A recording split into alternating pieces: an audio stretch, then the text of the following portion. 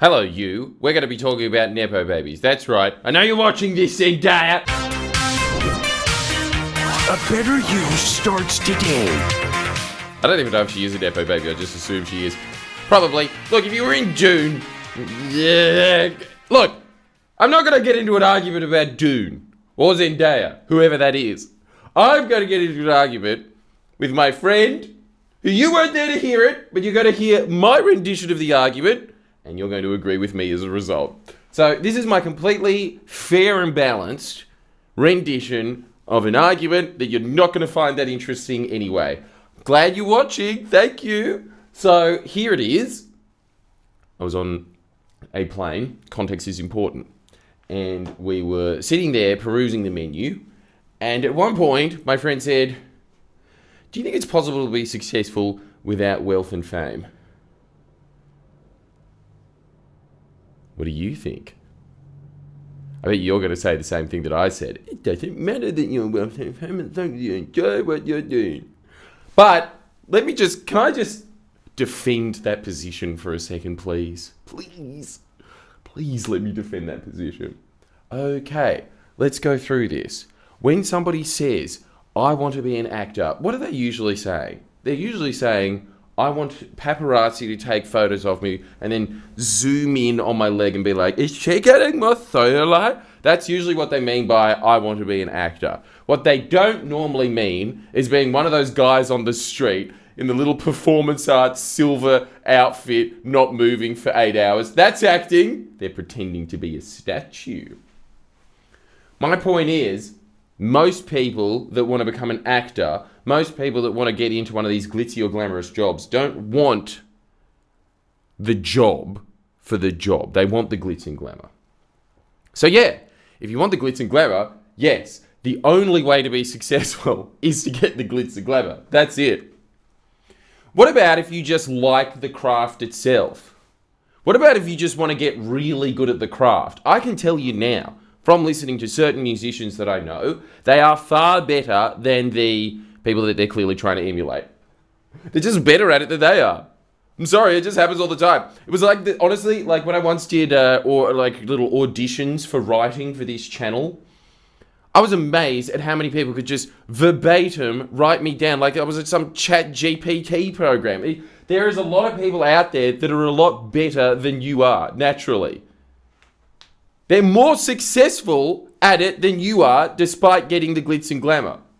So this is the big distinction in your head. And I talk about this every few months. And the reason that I talk about it every few months is because people forget it all the time. And it's very important for you to remember it, which is...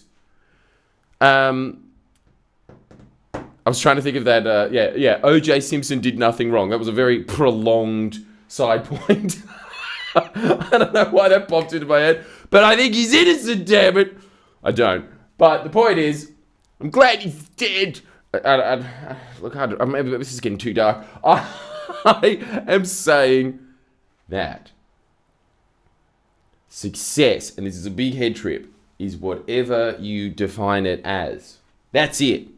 So if a hippie gets up in the morning, they're just like, "It's a great day, man. Why are you a success?" "Because I woke up another day on Mother Spaceship." And so that guy's killing it in life, according to him.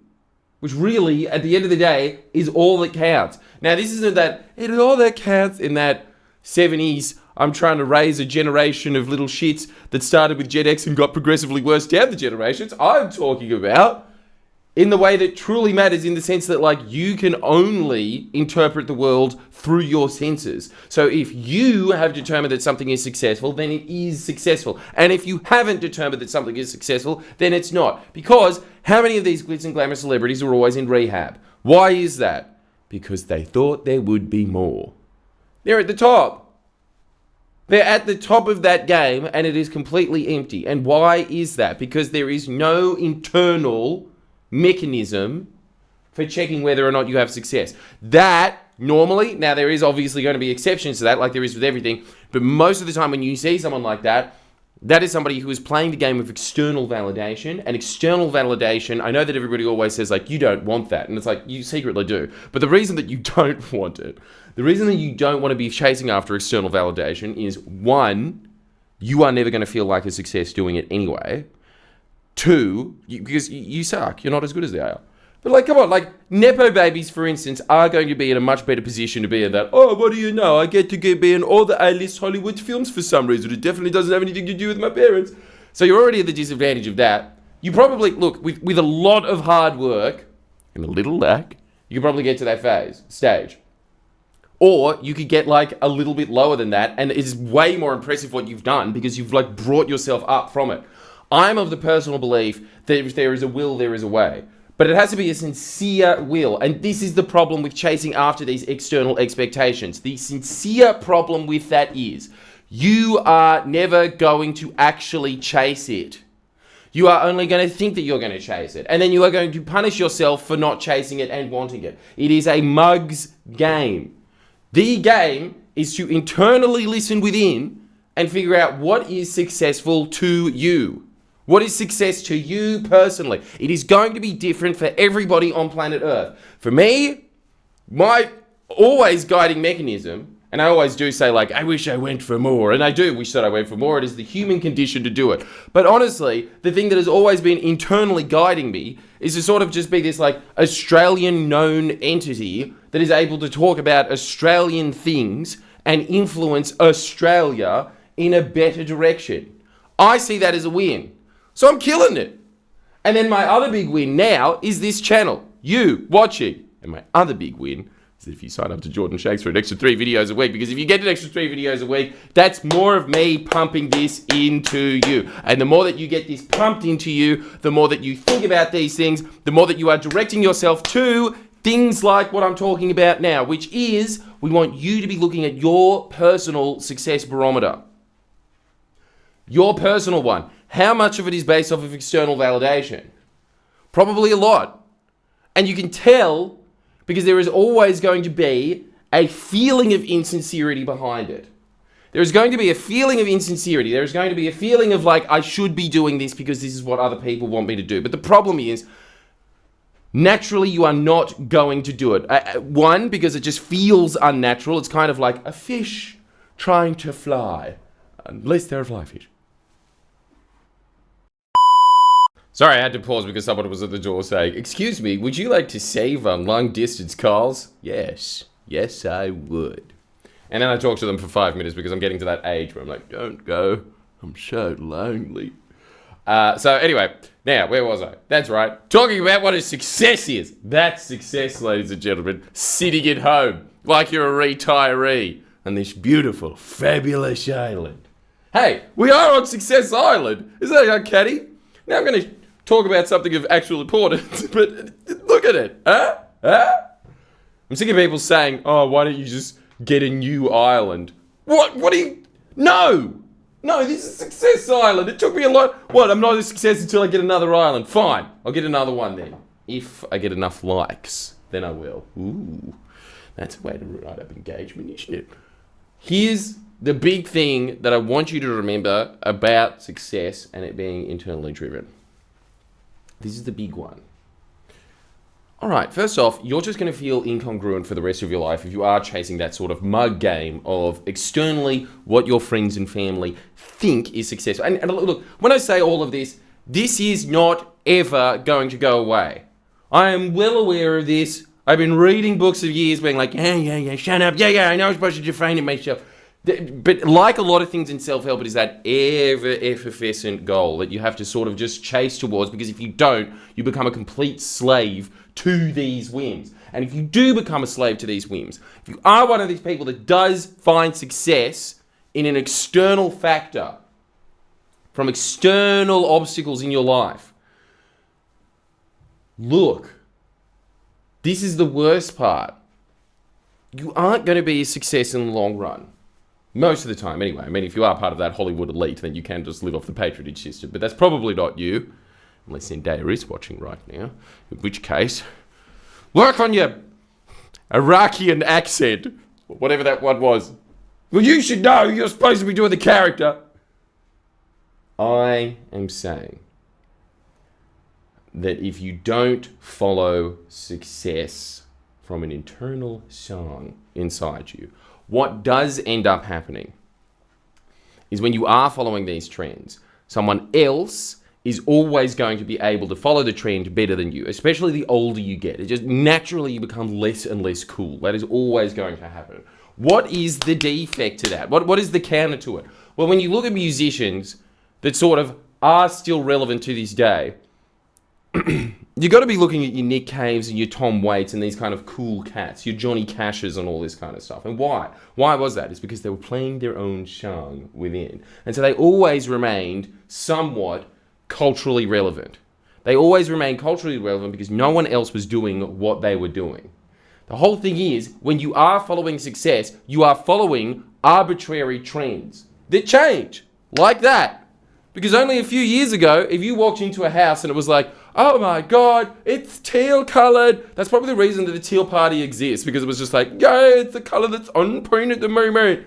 And now when you go and look in all of these houses, every single one of these new modern designs, what do they all just put? Like brass design with a marble kitchen. It wasn't that. It looked like more, I don't know, I've got a family before, and now it's like I'm an Indian family trying to give off the impression that I'm in the upper middle class, but I'm actually in the middle class of Bangladesh, of New Delhi.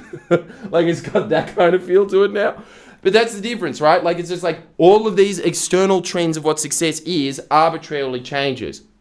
And the more that you follow these, the more unsuccessful you will feel. Why? Because you personally are not adapted to following those trends. You are not. You aren't. And so a lot of the time when you look at these Nepo babies and you think like, oh my God, they've just got it all figured out. The reason that you think that is because they have it all figured out within this little game that they have created that is of their perception. But I'm telling you right now, very few of these Nepo babies will ever be known as one of the greats. So what's the point? What is the point? Unless you have truly mastered something with your life, what is the point of having all of this quote-unquote accolade that is mostly illusory anyway? There really isn't many people that seriously will look at you and think, there's someone with raw talent. There's very few people like that.